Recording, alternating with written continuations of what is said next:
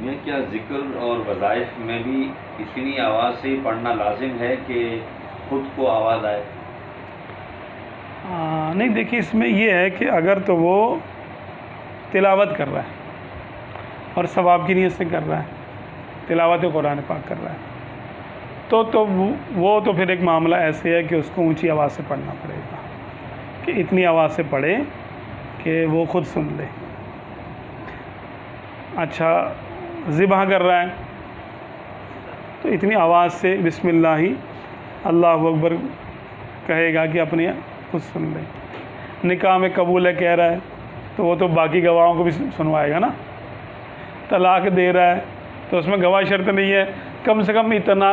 اتنی آواز سے کہے کہ خود سن لے۔ تو ہر عقد کا،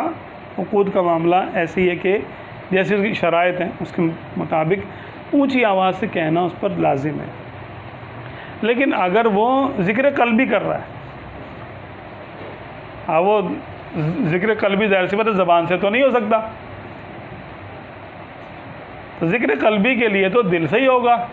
یعنی سوچ کے ذریعے ہوگا۔ وعلیکم السلام۔ تو ذکر قلبی کے لیے زبان کو تو بلکہ تالو سے لگانا پڑتا ہے، ایسے موڑ کے زبان کو تالو سے لگا لیتے ہیں اور سانس کے ذریعے ذکر کرتے ہیں یا تصور کے ذریعے دل سے ذکر کرتے ہیں، تو اس میں پھر یہ شرط نہیں ہے، بلکہ اس میں شرط یہ ہے کہ زبان سے نہ کرے، کیونکہ وہ کچھ اور چیزوں کا کچھ یعنی صوفیہ کے طریقے اور ہیں اس میں، پھر وہ قرأت میں نہیں لیتے اس کو۔